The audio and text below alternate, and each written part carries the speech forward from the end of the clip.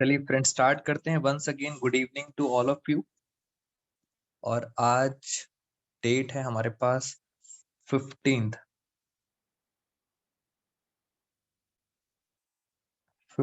Of Feb 2022 और मैं आपके साथ सारा का सारा कैश फ्लो आज रिवाइज कराता हूँ। सारे पॉइंट्स कवर कर लेंगे और फिर करेंगे हम स्कैनर। चलिए स्पीड से चलते हैं मेरे साथ साथ। Cash flow statement, cash flow statement में सबसे इंपॉर्टेंट जो डायमंड रूल है, पहला डायमंड रूल सबसे ज्यादा इंपॉर्टेंट है। बस ये गलत नहीं होना चाहिए। ये क्या कहता है? ये कहता है कि सर जैसे ये है बैलेंस शीट, मैं आपको पूरी की पूरी बैलेंस शीट बना देता हूं और आपने इस बैलेंस शीट को बहुत ध्यान से समझना है। पहला डायमंड रूल, ये अगर याद रहेगा तो सारे पूरा का पूरा चैप्टर आपके लिए इजी हो जाएगा। इसमें बैलेंस शीट थी और बैलेंस शीट के अंदर अगर हम यहां चलते हैं तो यहाँ पे आती हैं नॉन करंट असेट्स और नीचे आती हैं करंट असेट्स। ये हमारी बैलेंस शीट का पार्ट था। कौन सी चीज कौन सी एक्टिविटी में जाएगी, ये डायमंड रूल आपका हेल्प करेगा। नॉन करंट असेट्स के अंदर अगर हम बात करें, इसके अंदर पहला पॉइंट, पहला होता है टेंजिबल असेट्स, दूसरा होता है इनटेंजिबल, तीसरा होता है नॉन करंट इन्वेस्टमेंट। मैं शॉर्ट वर्ड यूज कर रहा हूं, नॉन करंट इन्वेस्टमेंट। ये चीजें बस आपको ढूंढनी है बैलेंस शीट से। और फोर्थ होगा long term loans and advances. तो ये चार की चार असेट्स हैं और आपको बता देता हूं, चारों की चारों असेट टेंजिबल हो, इंटेंजिबल हो, नॉन करंट इन्वेस्टमेंट हो या long term loans and advances हो, ये चारों की चारों कहाँ जाएंगी? Investing activity. Very good. But अगर याद है तो आप सब बच्चे भी पार्टिसिपेट करो। ये कहाँ जाएंगे? इन्वेस्टिंग। पहला diamond rule, as I told you, this is the most important diamond rule for CFS. Current assets में क्या क्या चीजें होती हैं? करंट असेट्स के अंदर एक होता है करंट इन्वेस्टमेंट, दूसरा है कैश एंड कैश इक्विवेलेंट्स, तीसरा होता है इन्वेंट्री, फोर्थ होता है trade receivable, trade receivable, fifth है अदर, अदर करंट असेट्स, और सिक्स होता है short term loans and advances. अब मेरी बात सुनना बहुत ध्यान से। पहले दो जो हैं, करंट इन्वेस्टमेंट और कैश एंड कैश इक्विवेलेंट, दोस्तों ये किसी भी एक्टिविटी में नहीं आते। बहुत ध्यान से समझेंगे, current investment and cash equivalent किसी एक्टिविटी में नहीं आते। होता क्या है, हमने लास्ट क्लास में फॉर्मेट सीखा था किस तरह से आपको क्वेश्चन करना होता है। यहाँ पे समझो मेरे साथ, आपको निकालना होता है पहले ऑपरेटिंग एक्टिविटी का आंसर, फिर आप निकालते हो इन्वेस्टिंग एक्टिविटी का आंसर, फिर आप निकालते हो फाइनेंसिंग एक्टिविटी का आंसर। ये मैं आपको पूरा क्वेश्चन बता रहा हूं। फिर आप इनका टोटल करते हो, जिसको आप बोलते हो ए प्लस बी प्लस सी। यानी सर ये ए है, ये बी है, ये सी है, इन तीनों का टोटल करते हो। फिर आप यहां पर प्लस करते हो। क्या प्लस करते हो? ओपनिंग। ओपनिंग के अंदर दो चीजें आप प्लस करते हो, एक आप प्लस करते हो करंट इन्वेस्टमेंट और दूसरा आप प्लस करते हो कैश एंड कैश इक्विवेलेंट। ये दोनों चीजें यहाँ पे प्लस होती हैं। इसका मतलब सर करंट इन्वेस्टमेंट और कैश इक्विवेलेंट एक्टिविटीज में नहीं जाते, बिल्कुल लास्ट में जाके ओपनिंग प्लस हो जाते हैं। और फिर जो लास्ट आंसर आता है, इसका मतलब होता है दिस इज कॉल्ड क्लोजिंग।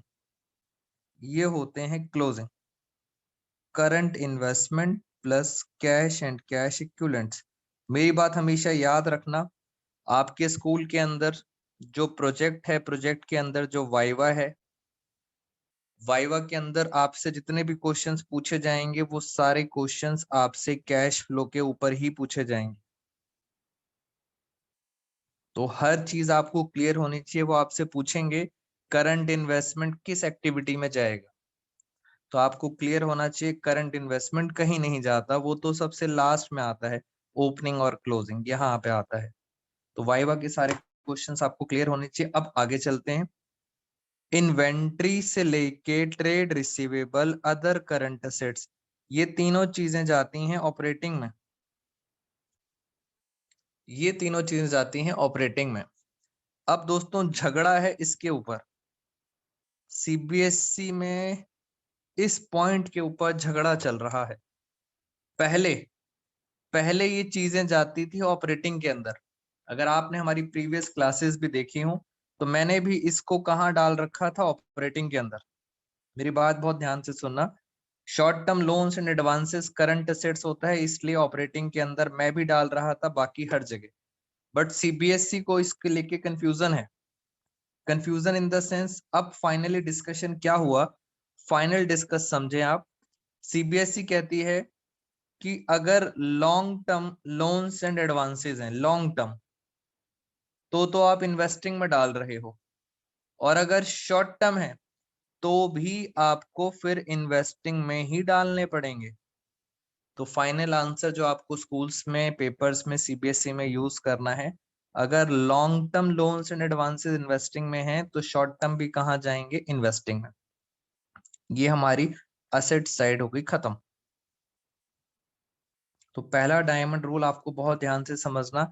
एक चेंज बताया है, जिन बच्चों ने सारा रिवाइज किया हुआ है वो इस चेंज को ध्यान से सुनेंगे। उसके बाद यहाँ पे आता है share holder fund. Share holder fund के अंदर पहला है शेयर कैपिटल, दूसरा है रिजर्व एंड सरप्लस। अब शेयर कैपिटल जाती है फाइनेंसिंग के अंदर, शेयर कैपिटल तो फाइनेंसिंग में जाती है, मगर रिजर्व एंड सरप्लस कहाँ जाता है, ऑपरेटिंग के अंदर। तो रिजर्व एंड सरप्लस कहाँ चला गया, ऑपरेटिंग के अंदर। फिर हम आ गए non current liability. Non current liability में एक है लॉन्ग टर्म बोरोइंग्स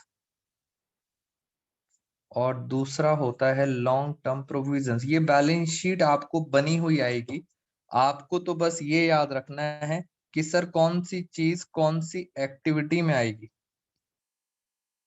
तो पूरी की पूरी नॉन करंट लायबिलिटी कहाँ जा रही है, फाइनेंसिंग में। और लास्ट बची करंट लायबिलिटी। करंट लायबिलिटी में पहले है शॉर्ट टर्म बोरोइंग्स, फिर दूसरा है शॉर्ट टर्म प्रोविजंस, तीसरा है ट्रेड पेबल, फोर्थ है अदर करंट लायबिलिटीज।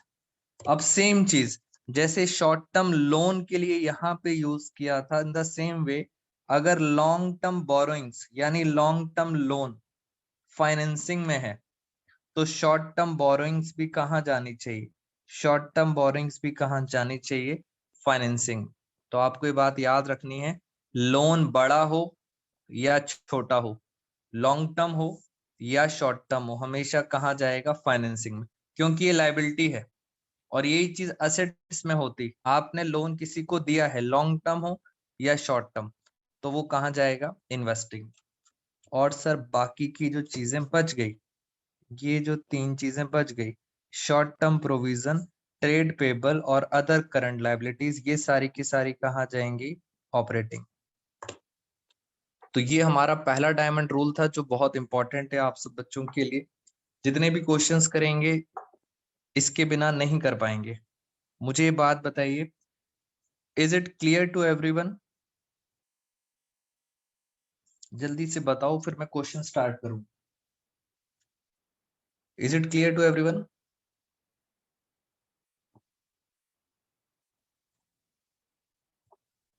जी जल्दी जल्दी बताएं मुझे फटाफट। यस बेटा, आज पूरा पार्टिसिपेट करना एवरीवन। पहला पॉइंट आपको क्लियर हो गया है? बिल्कुल, इसी चीज को हम डिस्कस करेंगे दोबारा से, डोंट वरी। अब दूसरा डायमंड रूल, दूसरा डायमंड रूल आप सब बच्चों को याद है, उसमें ज्यादा कुछ मुश्किल नहीं था, वो जल्दी जल्दी कर लेते हैं। एक तरफ है असेट्स और एक तरफ है लायबिलिटीज, खत्म। असेट्स के साथ हमेशा इनवर्स रिलेशन होता है, असेट्स के साथ इनवर्स रिलेशन होता है, मगर लायबिलिटी के साथ डायरेक्ट रिलेशन होता है। अगर असेट इंक्रीज होती है, बढ़ रही है, तो आपको उल्टा करना है, आपको कम करना है, यानी आपको माइनस करना है, इनवर्स रिलेशन। और अगर असेट डिक्रीज हो रही है तो आपको क्या करना है? प्लस करना है। सेम यहां चलते हैं, लायबिलिटी के साथ डायरेक्ट रिलेशन है, अगर लायबिलिटी बढ़ रही है, इंक्रीज हो रही है, तो आप भी बढ़ा दो, डायरेक्ट चलो। और अगर लायबिलिटी कम हो रही है तो आपने भी क्या करना है? आपने भी माइनस करना है, कम करना है। तो ये हमारा दूसरा डायमंड रूल है जो आपको हेल्प करेगा। अब कहानी को आगे लेके चलते हैं। पेपर में इस साल कैश फ्लो इजी आएगा, इजी इन द सेंस क्योंकि चैप्टर की बड़े वाले क्वेश्चन की वेटेज 5 मार्क्स है, तो हार्डली 2 एडजस्टमेंट आएंगी, 2 ही एडजस्टमेंट आएंगी, और एक होती है हिडन एडजस्टमेंट। बस इतना ही आना है। और मैं आपको बता देता हूं, इसके अंदर एक एडजस्टमेंट तो प्रोविजन फॉर टैक्स वाली है, एक एडजस्टमेंट डेप्रीसिएशन वाली है, और हिडन एडजस्टमेंट आती है इंटरेस्ट, इंटरेस्ट की हिडन एडजस्टमेंट आती है। तो 3 एडजस्टमेंट पढ़नी है। सेफर साइड के लिए वाइवा के अंदर आपसे पूछा जाता है, ये वाइवा वाला पॉइंट है डिविडेंड के बारे में। तो बस 4 एडजस्टमेंट्स करेंगे तो हम सारा का सारा हमारा चैप्टर खत्म हो जाएगा। मैं एक एक करके आराम से डिस्कशन भी करूंगा आपके साथ, बट क्वेश्चंस के थ्रू करेंगे। एक बात हमेशा याद रखना, ऐसा हमें पढ़ाया जाता है 12th क्लास में कि एडजस्टमेंट्स के कितने इफेक्ट पड़ते हैं। बेटा 12th क्लास में ऐसा पढ़ाया जाता है कि एडजस्टमेंट्स के कितने इफेक्ट पड़ते हैं? 2। यानी सर इन एडजस्टमेंट्स के 2 इफेक्ट पड़ेंगे। और 2 इफेक्ट का मतलब क्या होता है? एक जगह प्लस होगा तो पक्का दूसरी जगह क्या होगा? आप सब बताओ। 2 एडजस्टमेंट्स का मतलब अगर एक जगह प्लस हुआ तो दूसरी जगह क्या होगा? बताइए, आप ही बताइए मुझे। मल्टीप्लाई होगा, डिवाइड होगा, माइनस होगा, या कुछ नहीं होगा? दूसरी जगह क्या होगा? माइनस होगा। खत्म हो गई कहानी। बस यही करना था हमें, इसी के बारे में हम डिस्कस करेंगे आपसे। और अब आप आ जाओ मेरे साथ। ये देखो, पहले मैं क्या करता हूं, रेडीमेड फॉर्मेट है मेरे पास। सबसे बड़ा फॉर्मेट तो ऑपरेटिंग का ही है, सबसे बड़ा फॉर्मेट ऑपरेटिंग का है। तो मैंने ऑपरेटिंग का ऑलरेडी प्रिंट आउट लिया हुआ है और कोशिश भी करी थी आपको याद कराने की, ये फॉर्मेट है ऑपरेटिंग का। तो यहाँ लिख देते हैं, this is called a.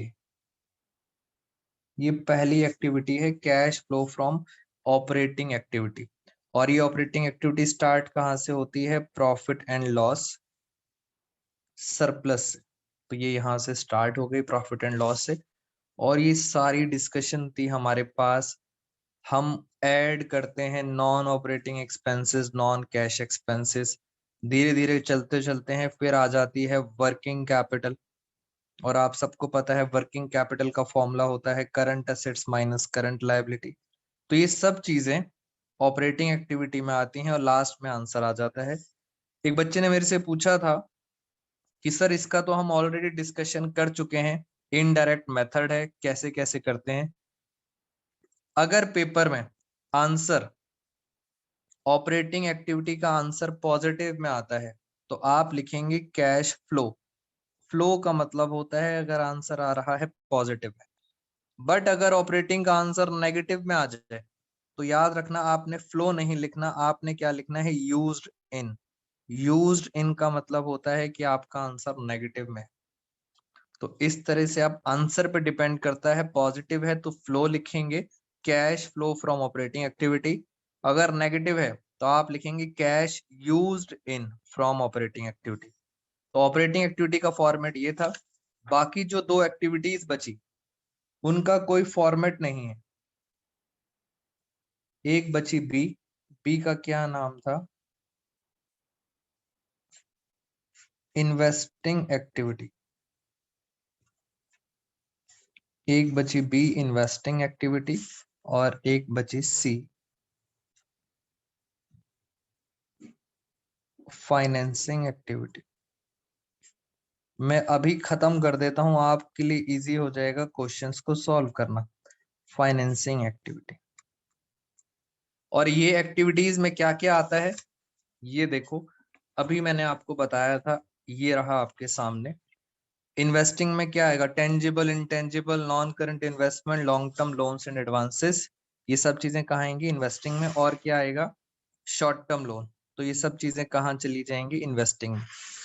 Financing में क्या क्या आएगा, share capital, long term borrowing, long term provision और शॉर्ट टर्म बोरोइंग्स, ये सब आएंगी फाइनेंसिंग। तो लिखने की जरूरत नहीं है, आपके सामने ये दिखाई दे रहा है। दूसरी चीज,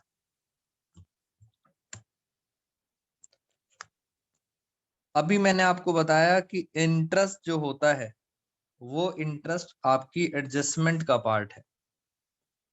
इंटरेस्ट जो है एडजस्टमेंट का पार्ट है, ऐसे ही जो डिविडेंड है वो भी किसका पार्ट है, एडजस्टमेंट का। कितने इफेक्ट पड़ेंगे, दो, एक प्लस एक माइनस। अब जरा ध्यान से देखो, इंटरेस्ट और डिविडेंड को बहुत ध्यान से देखना। ये देखो ऑपरेटिंग एक्टिविटी का पार्ट है और इसमें ध्यान से देखो डिविडेंड।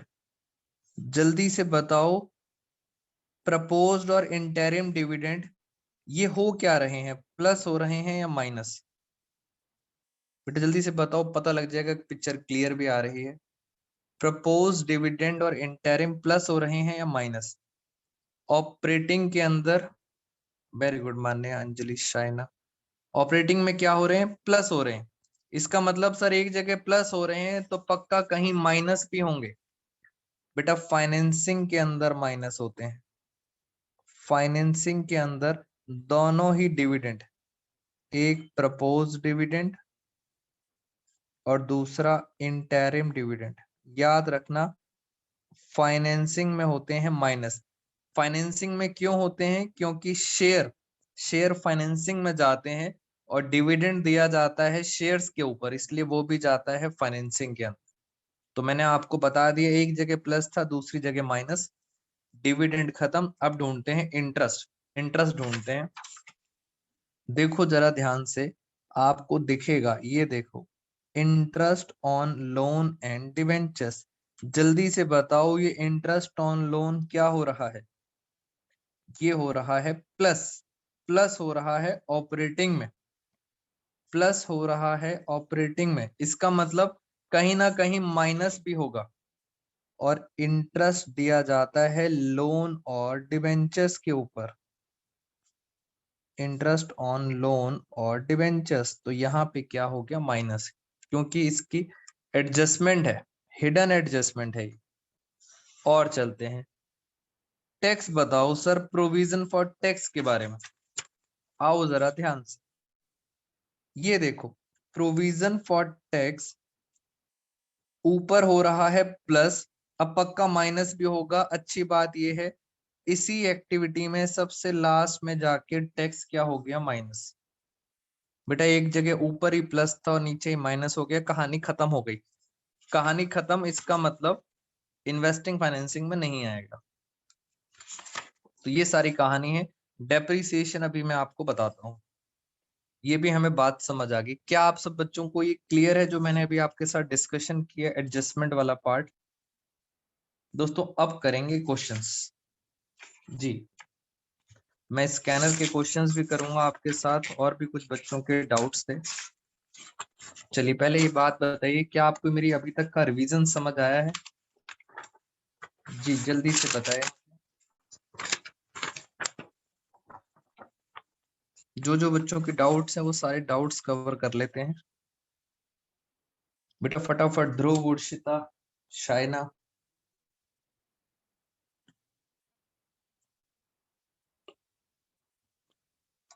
अंजलि, अनु, ध्रुव, मान्या, पीयूष, शाइना, सिमरन, तनीषा, उर्शिता, याशिका। मैं आपको बस आज क्वेश्चंस की प्रैक्टिस कराता जाऊंगा, आपको सारा का सारा रिवीजन हो जाएगा। बस आपने क्या करना है, पूरी कंसंट्रेशन से मेरे साथ साथ सुनना है, ध्यान से। मैं अब आपके साथ डिस्कस करने जा रहा हूं क्वेश्चन नंबर 7।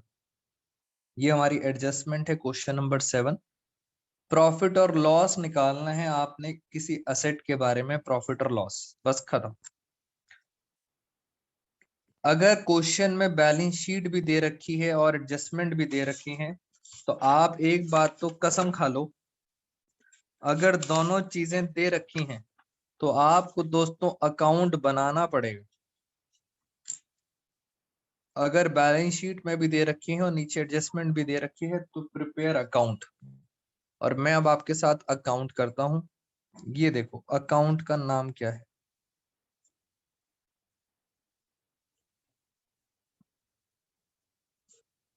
Investment account. ये है अकाउंट का नाम, इन्वेस्टमेंट। जल्दी से बताओ मुझे, मैं आप सब बच्चों से पूछ रहा हूं ओपनिंग बैलेंस। बेटा अब आप सब मुझे बताओगे, इन्वेस्टमेंट में दो दिए हुए 2015 2014, बताओ आपके अकॉर्डिंग ओपनिंग प्रीवियस ईयर कितना होगा? जी फटाफट बेटा रिप्लाई करो, कुछ बच्चे रिप्लाई नहीं कर रहे हैं। बताइए मुझे ओपनिंग कितना होगा, क्या कहते हो? 55 होगा या 25? ध्रुव का आंसर आ गया, Anjali, Simran, very good. Sir opening balance का मतलब होता है प्रीवियस ईयर, तो ये हो गया ओपनिंग बैलेंस। और ऐसे ही लास्ट में अगर बात करूं क्लोजिंग बैलेंस की, तो क्लोजिंग कितना हो गया? 55,000। और ये क्वेश्चन हमने अपने टेस्ट में भी डाला था। और आगे चलते हैं, ओपनिंग क्लोजिंग हो गया। फिर फॉर्मेट याद करो, फॉर्मेट में यहाँ पे आता था bank account purchases, bank account purchases. फिर यहाँ पे आता था, एक आता था डेप्रिसिएशन, एक आता था बैंक अकाउंट सेल, फिर आता था यहाँ पे लॉस ऑन सेल। ये तो फॉर्मेट है, लॉस ऑन सेल। यहाँ पे आता था गेन, गेन यानी प्रॉफिट ऑन सेल। क्वेश्चन खत्म। इंग्लिश पढ़ते हैं ध्यान से, देखते हैं कितनी बातें हमें इसमें समझ आ रही। ड्यूरिंग द ईयर 14-15 कंपनी ने परचेज करी है इन्वेस्टमेंट कॉस्टिंग 40,000, यानी आपको परचेज दे रखी है 40,000, 40,000 खरीद ली। ये टेस्ट का क्वेश्चन था। और क्या लिखा है? सोल्ड सम इन्वेस्टमेंट, कुछ इन्वेस्टमेंट बेच दी। दिक्कत ये है, कुछ इन्वेस्टमेंट बेची है at a loss of 20% on book value, नुकसान पे बेची है। मगर दिक्कत यह है सर कितनी बेची है? कुछ इन्वेस्टमेंट बेची है, बताओ जरा कितनी बेची है, कैसे पता चलेगा? अब लॉजिक से पता चलेगा बेटा, रटना नहीं है, लॉजिक से पता चलेगा। तनीषा को पता चल गया। आप सोचो, पहले 25,000 की इन्वेस्टमेंट थी आपके पास, 40,000 और खरीद ली। आपको पता है आपके पास टोटल कितनी होनी चाहिए?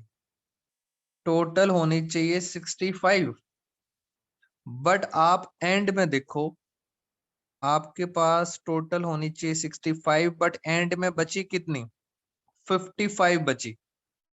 65 होनी चाहिए, बची है बैलेंस सीडी 55। इसका मतलब 10,000 का क्या हुआ दोस्तों? 10,000 की इन्वेस्टमेंट आपने बेच दी। वेरी गुड, कुछ बच्चों को समझ आ गया। कितने की इन्वेस्टमेंट बेच दी? 10,000। और वो बेची है 20% लॉस पर। जरा बताओ 10,000 का 20% कितना हुआ? तो बच्चे कह रहे हैं सर 2,000 का हुआ लॉस। तो पता है कितने में बेची होगी? 8,000 में बेची होगी। 10,000 का सामान 2000 का नुकसान 8000 में बेच दी।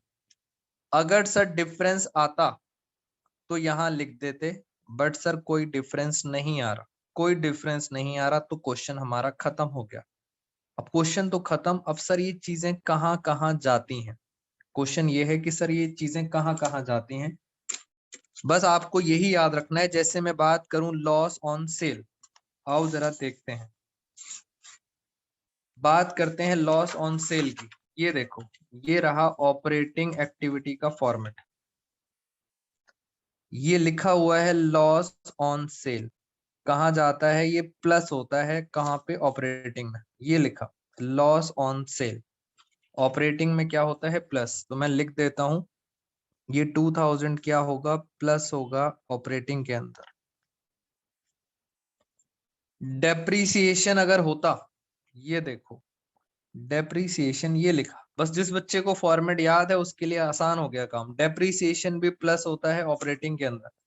इसका मतलब सर अगर डेप्रीसिएशन होता तो ये भी प्लस हो जाता ऑपरेटिंग के अंदर। खत्म हो गई कहानी। और देखते हैं, यहां लिखा है गेन ऑन सेल, ये देखो, ये रहा profit on sale, gain on sale, profit on sale, ये क्या हो रहा है? माइनस हो रहा है। कहाँ पे? ऑपरेटिंग में। इसका मतलब सर ये वाली चीज माइनस होती, माइनस होती। कहाँ माइनस होती? ऑपरेटिंग के अंदर। सब कुछ चला गया सर, अब बचा क्या? एक बचा परचेजेस और एक बचा सेल, बस खत्म, बाकी सब तो चला गया। बैलेंसेस कहीं नहीं जाते, कहीं नहीं जाते। एक परचेज है, एक सेल है, और ये क्या लिखा है? ये लिखा है इन्वेस्टमेंट। अब आप खुद सोचो, इन्वेस्टमेंट लिखा है और मैं आपसे पूछूं इन्वेस्टमेंट, इन्वेस्टिंग में जाना चाहिए, सोचो आप लॉजिकली, इन्वेस्टमेंट इन्वेस्टिंग में जाना चाहिए, फाइनेंसिंग में? आप मुझे खुद बताएंगे, सोचो आप जल्दी से, इन्वेस्टमेंट कहाँ जाना चाहिए? इन्वेस्टिंग में जाना चाहिए या फाइनेंसिंग में? आप खुद बताओ दोस्तों। असेट हमेशा ही कहाँ जाती हैं? इन्वेस्टिंग में जाती हैं। असेट जाती हैं इन्वेस्टिंग में, यानी पक्का सर ये इन्वेस्टिंग में आएंगे। Very good. और आप खुद सोचो, जब इन्वेस्टमेंट बेचूंगा, सेल करूंगा, 8000 रुपए की सेल है, आप बस इतना बताओ, अगर मैं यहाँ लिखूं सेल ऑफ इन्वेस्टमेंट, सोचो आप, पैसा इनफ्लो होगा या आउटफ्लो? बताओ आप एक असेट बेच रहे हो, पैसा इनफ्लो होगा या आउटफ्लो? बताओ जल्दी से। तो answer is very good, inflow होगा। इनफ्लो होगा, कहाँ पे जाएगा? इन्वेस्टिंग में, यानी सर सेल क्या होगा? प्लस होगा। बस अब इतनी बात समझ आ गई तो ये भी आपको समझ आ जाएगा, इन्वेस्टमेंट खरीदी है तो पैसा जाएगा, कैश जाएगा माइनस, और वो भी कहाँ पे? इन्वेस्टिंग में। बस यही काम आपको करना है पेपर में। इट मींस अगर हम असेट खरीदते हैं तो माइनस करेंगे, कहाँ पे? इन्वेस्टिंग में। लिख देते हैं परचेज ऑफ इन्वेस्टमेंट, खत्म। बस हर क्वेश्चन में यही काम करना है। मुझे बताइए, is this clear to everyone? क्या ये मेरी बात समझ आई है आप सब बच्चों को?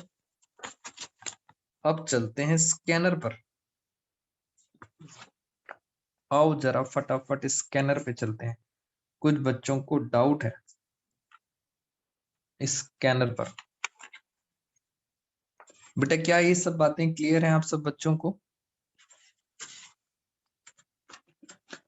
पहले हम वो क्वेश्चंस ले लेते हैं जो मुझे मोस्टली क्वेश्चन आया है डाउट्स के लिए। यस, आओ जरा बेटा, बुक ओपन कर लो और बुक के लास्ट में स्कैनर दिया होगा आपको, सबसे लास्ट में प्रोजेक्ट वर्क है, लास्ट में प्रोजेक्ट वर्क दिया हुआ है। प्रोजेक्ट वर्क से पहले ही स्कैनर है, और कैश फ्लो के अंदर ये स्टार्ट हो रहा है आपका एस पॉइंट। कैश फ्लो हमारा स्टार्ट हो रहा है S.57। Cash flow statement new edition की बात हो रही है। क्वेश्चन नंबर 1, और चेक करते हैं लास्ट क्वेश्चन कौन सा है।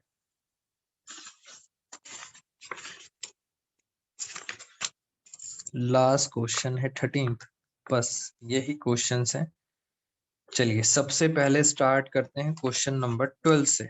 यहाँ पे बच्चों को डाउट था क्वेश्चन नंबर 12। क्वेश्चन नंबर 12 से स्टार्ट करते हैं।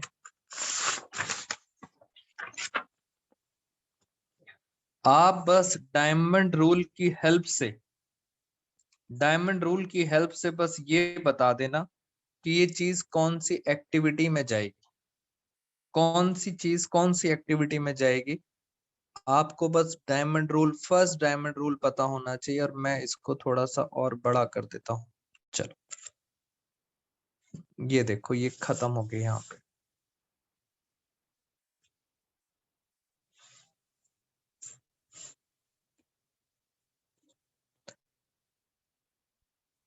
थोड़ा थोड़ा सा ब्लर दिख रहा है बट कोई बात नहीं, चलो बात समझ आ जाएगी अगर आप सबके पास बुक्स हैं already.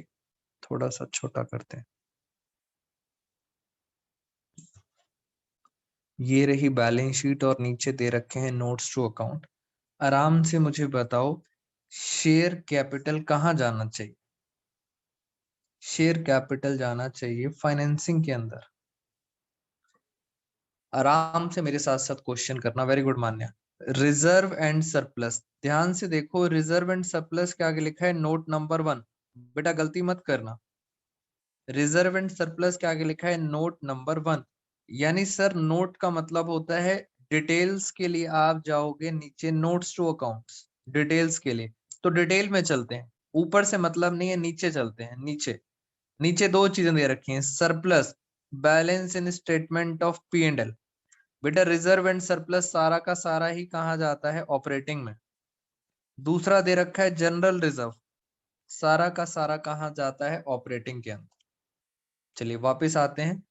Point number 2, non current liabilities का भी नोट नंबर 2। वैसे आपको पता है ये सारी की सारी चीजें नॉन करंट लाइबिलिटीज कहाँ जाती हैं, फाइनेंसिंग में। बट फिर भी हम चलते हैं नोट नंबर 2 पर। नीचे आ जाओ नोट नंबर 2। और सर जैसे ही नीचे आए यहां लिखा है 12%, अंडरलाइन करो 12%। मैंने आपको कहा था this is called hidden adjustment. बेटा मैंने आपको कहा था ये हिडन एडजस्टमेंट होती है। जहां परसेंटेज दे रखी हो समझ जाना ये हिडन एडजस्टमेंट है। देखेंगे सर ये हिडन एडजस्टमेंट कहाँ जाएगी, फाइनेंसिंग में।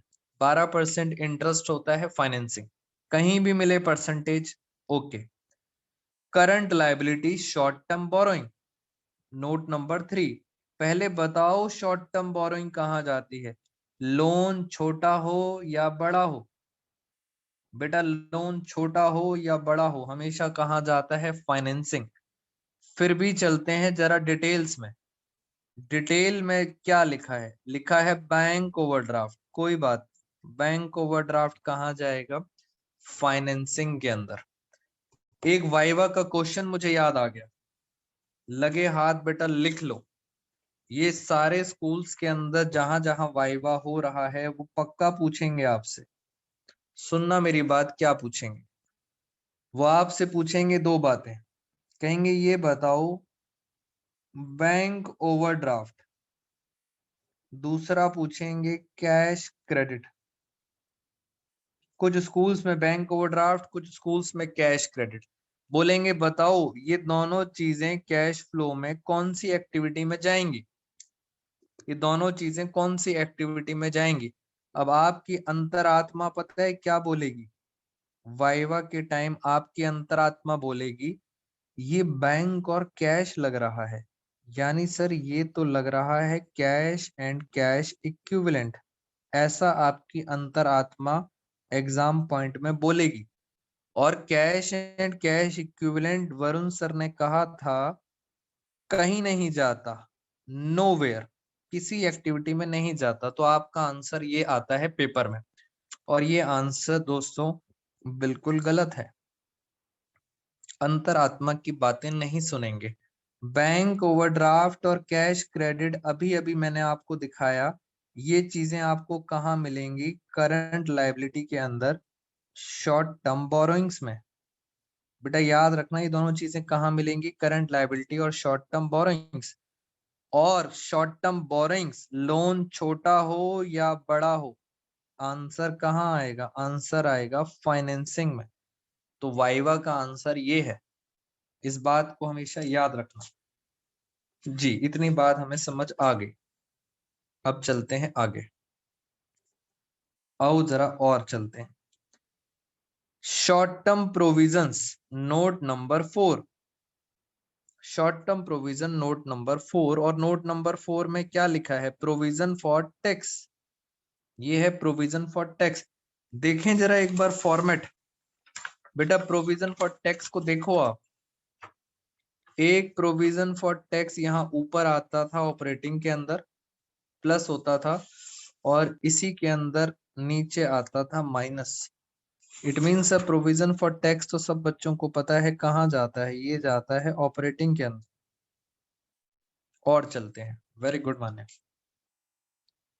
बस डायमंड रूल से आपका काम आसान हो जाएगा। Non current assets, fixed assets का दोस्तों नाम चेंज हो चुका है। फिक्स्ड असेट्स का नाम क्या हो गया है, PPE, property plant and equipment. तो फिक्स्ड असेट्स का नाम चेंज हो गया है प्रॉपर्टी प्लांट एंड इक्विपमेंट।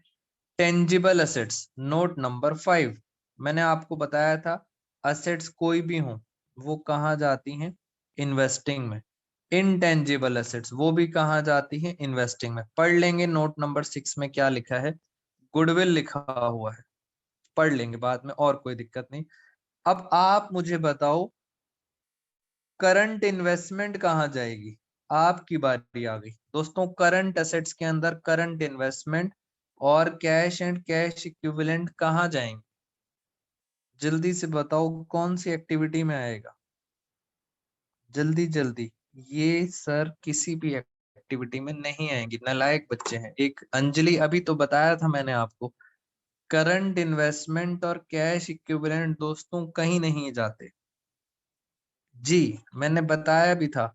बाकी बची जो करंट असेट्स, ट्रेड रिसीवेबल, वो ऑपरेटिंग में जाता है। और ये देखो मैंने आपको यहाँ पे लिखवाया भी था, अभी अभी लिखवाया था, बच्चे अभी अभी भूल गए। ये देखो करंट असेट्स और कैश इक्विवेलेंट कहीं नहीं जाता, क्रॉस लगाया था, कहीं नहीं जाता।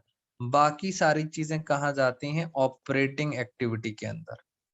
जी तो क्वेश्चन हो गया खत्म, क्वेश्चन हो गया खत्म। अब सर दिक्कत कहाँ आएगी, एडजस्टमेंट चलते हैं। और एडजस्टमेंट दोस्तों ये लेटेस्ट एग्जाम था सीबीएसई 2019 का, कुछ नहीं करना था, सिर्फ एक इंफॉर्मेशन दे रखी है, वो भी दे रखी है इंटरेस्ट के ऊपर 12% डिबेंचर, खत्म। तो क्वेश्चन खत्म हो गया। हम रिवर्स ऑर्डर में चलते हैं, हम रिवर्स ऑर्डर में चलते हैं। हम सबसे पहले इंटरेस्ट के बारे में बात करते हैं आपसे। मुझे एक बात बताओ, क्या आपको क्वेश्चन समझ आ गया है, बेटा इतना बताओ क्या क्वेश्चन समझ आ गया है, यस और नो।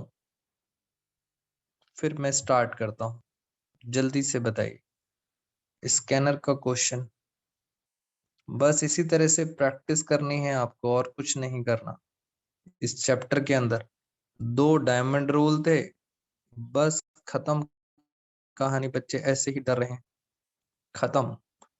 स्कैनर का क्वेश्चन नंबर 12, पेज नंबर है S.70। पहले तो इंटरेस्ट ही समझ लो आप, मैं किसकी बात कर रहा हूं, मैं इसकी बात कर रहा हूं, इंटरेस्ट ऑन डिबेंचर्स। पहले तो आप यही सीख लो जो हिडन एडजस्टमेंट है। आप बस बच्चे मुझे ये बताओ, इंटरेस्ट मैंने बताया था एक जगह प्लस होगा और एक जगह माइनस होगा। इंटरेस्ट के इफेक्ट पड़ेंगे, एक जगह प्लस एक जगह माइनस। आराम से बताओ, ये देखो दोबारा से देख लो, इंटरेस्ट ऑन लोन और डिबेंचर्स, बस क्वेश्चन करते जाएंगे तो वो याद हो जाएंगे। ये प्लस होता है नॉन ऑपरेटिंग एक्सपेंस, और कहाँ जाता है, ऑपरेटिंग। यानी सर एक बात तो क्लियर है, इंटरेस्ट ऑन लोन प्लस होगा ऑपरेटिंग में, आप बताओ माइनस कहाँ होगा, इन्वेस्टिंग में या फाइनेंसिंग में? लगाओ लॉजिक बेटा, लॉजिक लगाओ, सोचो डिबेंचर कहाँ जाते होंगे, लॉजिक से आंसर आ जाएगा। डिबेंचर कहाँ जाते होंगे, ये देखो, इंटरेस्ट ऑन डिबेंचर्स कहाँ गया, फाइनेंसिंग में, माइनस, खत्म कहानी। तो ये था लॉजिक। अब इंटरेस्ट जरा निकालने सीख लें और हमारा बचपन बीत गया इंटरेस्ट निकालते निकालते। एक बार आओ जरा बचपन को याद करें, आओ जरा, ये रहे डिबेंचर्स। बेटा मैं बचपन याद दिलाने जा रहा हूं आपको, आप सब बच्चे मुझे पार्टिसिपेट करना ध्यान से।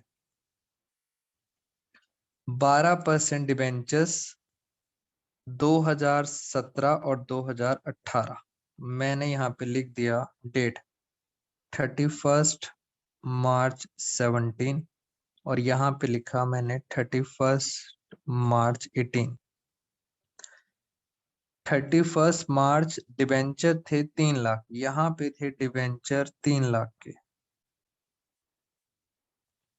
और यहाँ पे डिबेंचर हो गए 4 लाख के। 3 लाख और 4 लाख, और इंटरेस्ट का रेट आपको पता है कितना है, 12%। पहले मुझे ये बताओ, डिबेंचर का मतलब होता है लोन, एक तरह से लोन होता है। ये लोन हमने किससे लिया होता है, पब्लिक से, और उसके बदले हमें क्या देना होता है, इंटरेस्ट। पहले तो आपको ये पता है डिबेंचर्स लोन होता है, लोन फ्रॉम पब्लिक, और उस पर हमें क्या देना होता है, इंटरेस्ट। स्टार्टिंग में 3 लाख का लोन था, अब हो गया लोन 4 लाख का। पक्का सर लोन बढ़ गया? बेटा पहले 3 लाख का लोन था, अब हो गया 4 लाख का। कितना लोन आपने और ले लिया, 1 लाख रुपए का लोन आपने और ले लिया। Very good. पक्का सर ये जो लोन लिया होगा इसी साल में कहीं लिया होगा, ये ड्यूरिंग द ईयर है, इसी साल में ये लोन आपने लिया होगा। कहीं भी ले सकते हैं, हो सकता है 1 अप्रैल को लें, 1 जून को लें, 15 अगस्त को लें, दिसंबर में लें, जनवरी में, कभी भी ले सकते हो 1 लाख का लोन।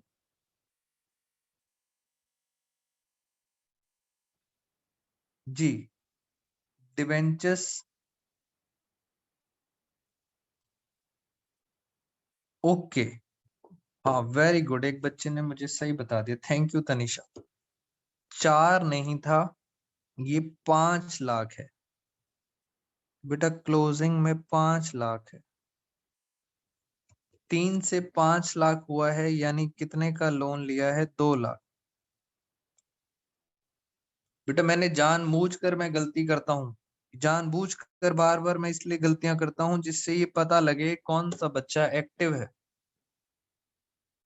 कुछ बच्चों को तो मतलब नहीं है इस चीज से कि सर आप 1 लाख लिखो या 2 लाख। तो डिफरेंस कितना आ गया, 2 लाख रुपए का डिफरेंस आ गया। अब सर ये 2 लाख कब लिया है, अब पढ़ते हैं एडजस्टमेंट। दिक्कत ये है 2 लाख कब लिखा है, नीचे लिखा है एडिशनल इंफॉर्मेशन में 12% डिबेंचर्स इश्यू करे हैं 1 सितंबर, 1 सितंबर, और 1 सितंबर आएगा यहाँ पर 1 सितंबर 09। 1 सितंबर को आपने 2 लाख रुपए का और उधार ले लिया। मैं रिपीट कर रहा हूँ, 1 सितंबर को आपने 2 लाख रुपए का और उधार ले लिया। अब सर इंटरेस्ट निकालना तो बहुत आसान होता है, ये देखो मेरे साथ साथ, अगर हम नॉर्मल बात करें, आपके पास 2 तरीके हैं।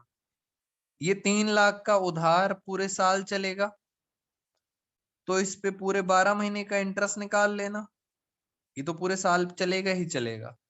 बीच में एक उधार और ले लिया, इस पर कितने महीने का इंटरेस्ट लगेगा, बताओ जरा ध्यान से, इस उधार पर कितने महीने का इंटरेस्ट लगेगा, 1 सितंबर से 31 मार्च।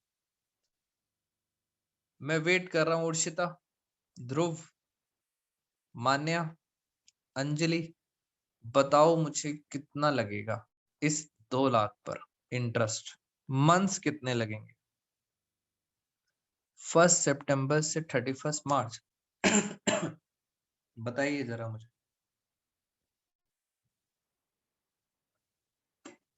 Very good Urshita. Dhruv 7 months, इस पे कितना लगेगा? 7 मंथ्स का इंटरेस्ट लगेगा, अंजलि ने अभी बता दिया।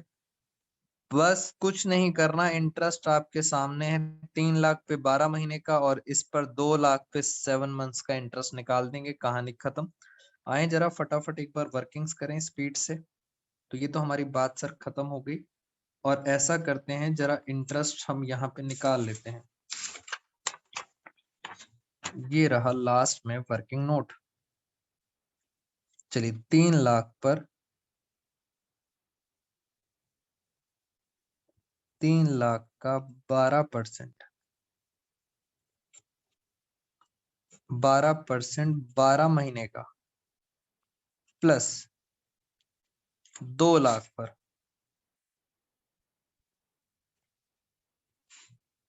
2 लाख पर 12%, मगर कितने महीने का? सिर्फ 7 महीने का। चलिए जरा चेक करें। 3 लाख का 12% होता है 12 3 24 36,000 प्लस ये हो गया 14,000। टोटल इंटरेस्ट आ गया 50,000। दोस्तों ये इंटरेस्ट आ गया 50,000 का। और इस इंटरेस्ट का क्या करना है? एक जगह प्लस एक जगह माइनस। मैं यहीं पे कर देता हूं आपके सामने, क्योंकि यही हमारे पास सॉल्यूशन है। इंटरेस्ट ऑन डिबेंचर्स आपने 15,000 क्या करना है यहाँ पे माइनस फाइनेंसिंग एक्टिविटी में। और मुझे बताओ इंटरेस्ट ऑन डिबेंचर्स यहाँ पे क्या करेंगे? प्लस। तो इसको हम प्लस कर देते हैं 15,000। 15 नहीं था, कितना था? 50,000 था। 50,000, ये 50,000 हो गया और यहाँ भी कितना हो गया? 50,000। बस खत्म। बताइए मुझे, क्या आपको इंटरेस्ट का पॉइंट क्लियर है? मैंने सीधा फॉर्मेट में डाल दिया। बेटा जल्दी से बताओ मुझे, क्या आप सब बच्चों को ये वाला पॉइंट क्लियर है? बताइए जल्दी जल्दी।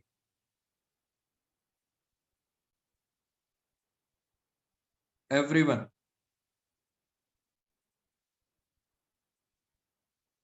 यस, ये वाला पॉइंट आप सबको क्लियर है। इंटरेस्ट का आपको मैंने दोनों जगह बता दिया। ये कॉमन चीजें हैं जो आपको बार बार हेल्प करेंगी। और चलते हैं बाकी सारे क्वेश्चंस पे आगे। चलिए इतना समझ आ गया, वापस आते हैं क्वेश्चंस पे। बस अब वैल्यूज डालते जाएंगे दोस्तों, खत्म कहानी। आओ मेरे साथ ध्यान से, एक एक करके पॉइंट पढ़ते हैं और जरा डालते चले जाते हैं इसके अंदर। सबसे पहले है शेयर कैपिटल। शेयर कैपिटल कहाँ जाती है? खत्म हो गया क्वेश्चन। शेयर कैपिटल जाती है फाइनेंसिंग के अंदर। क्वेश्चन को मैं अब यहाँ रखता हूँ, आप सब बच्चे बस मेरी हेल्प करते जाना जी। शेयर कैपिटल जाती है फाइनेंसिंग के अंदर, ये हमने डायमंड रूल से सीख लिया था। आप बस इतना बताओ, क्या ये लायबिलिटी बढ़ रही है? लायबिलिटी बढ़ती है तो हम प्लस करते हैं शेयर कैपिटल। हम क्या लिखेंगे? Issue of shares. लायबिलिटी बढ़ रही है तो आप भी क्या करोगे? बढ़ाओगे। बताओ जरा, 580 से 790 हो गए, कितने से बढ़ गई? बेटा अब जल्दी जल्दी बस मैथ्स का यूज करो। 2,10,000। सारे बच्चे पार्टिसिपेट करो। फिर बचा रिजर्व एंड सरप्लस। बेटा reserve and surplus note number 1, जाओ जरा नोट नंबर 1 में। पहला लिखा है सरप्लस। 60,000 से 320 हो गया। पहले मैं चल रहा हूं सरप्लस पे। 60 से 320 कितना बढ़ गया? कितना बढ़ गया? 260 बढ़ गया। तो मैंने यहाँ लिखा 2,60,000। इंक्रीज हो रहा है, लायबिलिटी बढ़ती है तो प्लस। फिर लिखा है general reserve, transfer to general reserve. ये कितना है? 60 से 140 हो गया, ये बढ़ गया 80,000। मैंने सीधा आउटर कॉलम में लिख दिया 80,000। प्रपोज डिविडेंड है नहीं, इंटरिम डिविडेंड है नहीं, आपको बार बार बोलना है तभी याद रहेगा। अब बचा प्रोविजन फॉर टैक्स। चलो पहले बैलेंस शीट से ही चलते हैं। बैलेंस शीट में फिर लिखा है लॉन्ग टर्म बोरोइंग। बेटा नॉन करंट लायबिलिटी में लॉन्ग टर्म बोरोइंग फाइनेंसिंग में जाएगी। Note number 2, 12% debenture, 12% debenture. अब आप ये बताओ, पहले 3 लाख थे अब 5 लाख, लायबिलिटी फिर बढ़ गई। लायबिलिटी बढ़ती है तो हम क्या करते हैं, प्लस। बस इसी तरह से क्वेश्चन करना है। फिर आ गया short term borrowings. Short term borrowings में भी देखते हैं क्या लिखा था, बैंक ओवरड्राफ्ट। बैंक ओवरड्राफ्ट, अब बस ये बताइए क्या बैंक ओवरड्राफ्ट प्लस होगा या माइनस, बताओ जरा ध्यान से। बैंक ओवरड्राफ्ट 42 से 115 हो गया, 42 से 115 बेटा बढ़ रहा है, लायबिलिटी बढ़ती है तो हम क्या करते हैं, प्लस। बताइए जरा ध्यान से। 42 से 115, बच्चे कह रहे हैं सर 73, 7 4 11, वेरी गुड। कितना आएगा बेटा, चेक करना क्या ये आंसर सही बताया है बच्चों ने, 73 आएगा बैंक ओवरड्राफ्ट। फटाफट चेक करो।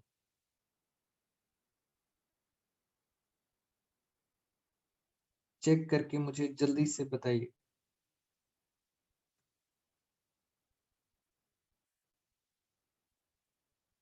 फटाफट।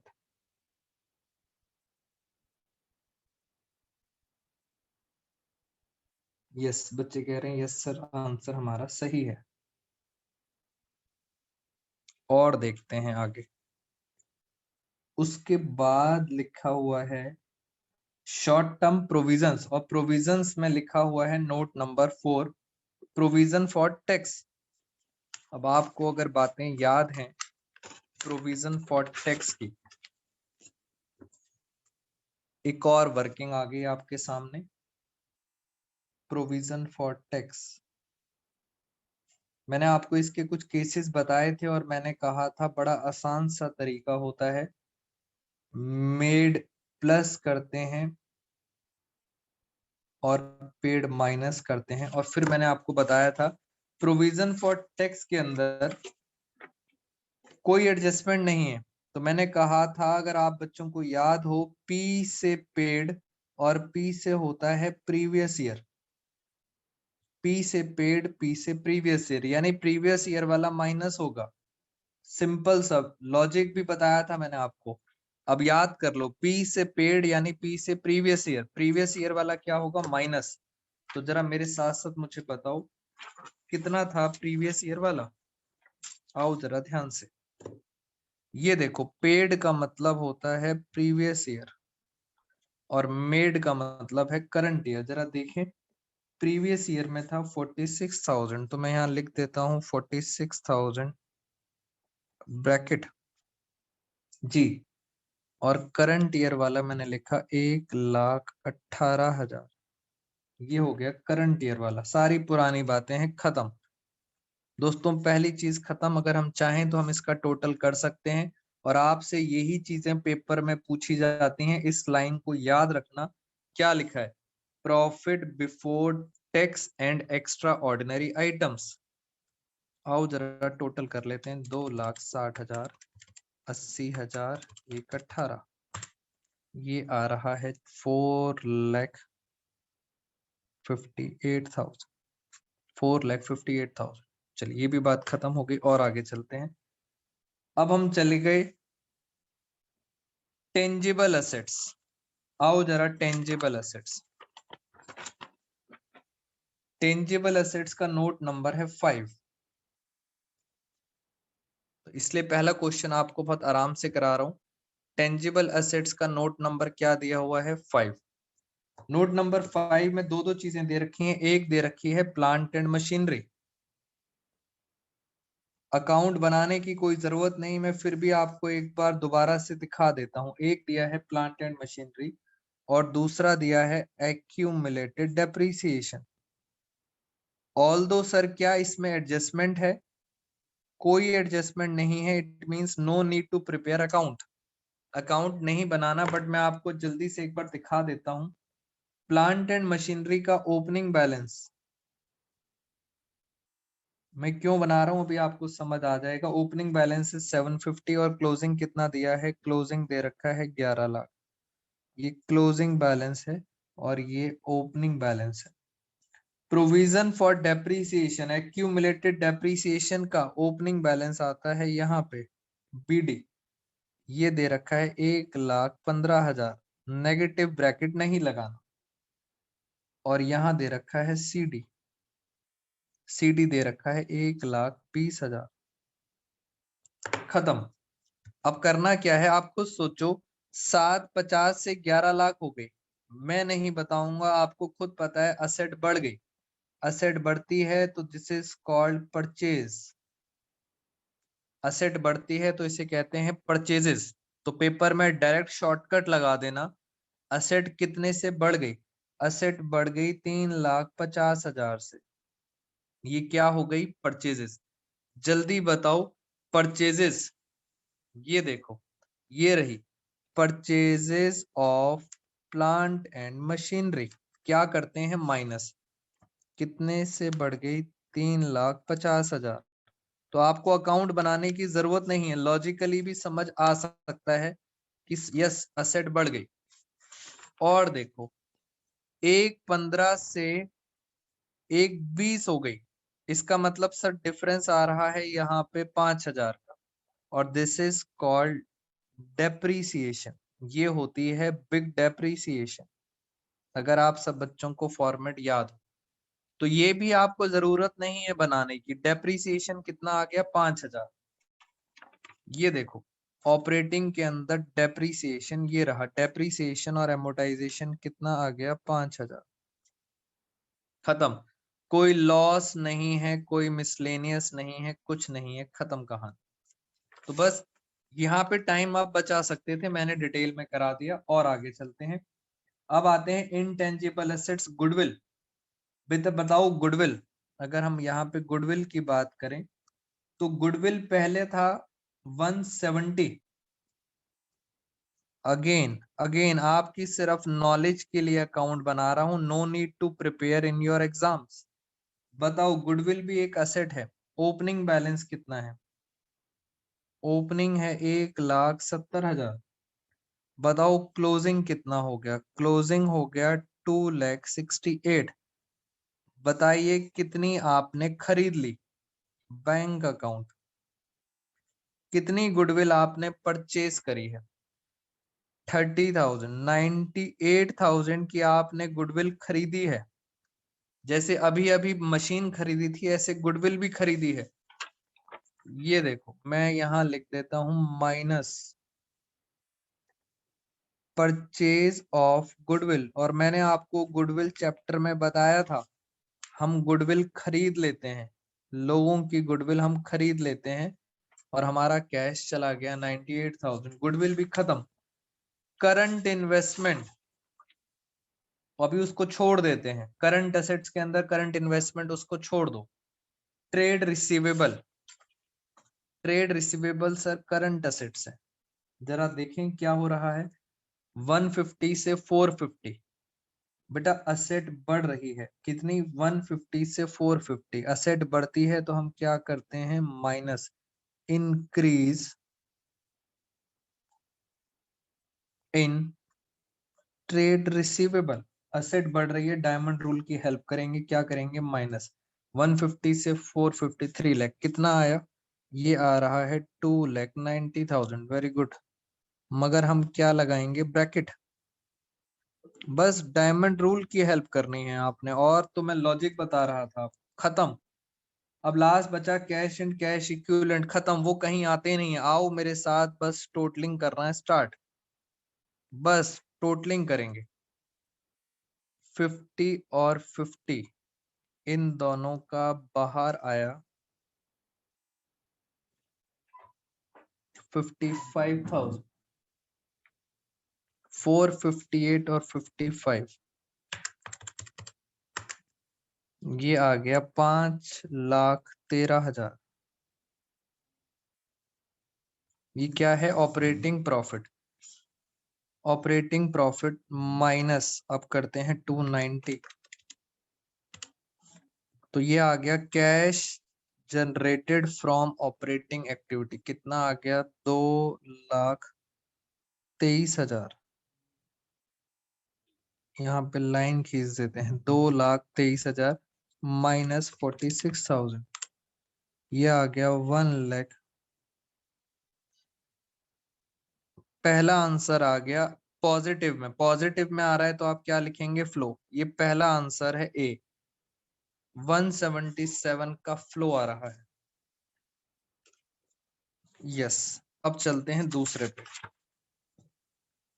ये रहा दोस्तों, यहाँ नेगेटिव में आ रहा है, नेगेटिव में आ रहा है तो आप क्या लिखोगे, cash used in, used in. जी, ये कितना आ गया, ये आ गया 4,48,000 ब्रैकेट में, used in. Very good, investing activity का आंसर है, ये आ गया बी। अब चलते हैं यहाँ पर, डिविडेंड है नहीं, खत्म, इसका देखते हैं। इसका आंसर पॉजिटिव में आ रहा है तो यहाँ पे क्या लिखेंगे, cash flow from financing activity, C. 2,10 और 2, 4,00,000, 4,10,000 और 23,000 और बचा 4,33,000। ये आ गए तीनों खत्म। फिर हमें क्या करना होता है, बस लास्ट 2 मिनट बचे, ए प्लस बी प्लस सी, बताओ कितना आया, ए प्लस बी प्लस सी, 433, ये 177 था, ए प्लस 433 माइनस 448, ये आंसर आ रहा है 1,62,000। तीनों एक्टिविटीज को प्लस करके आ गया 162।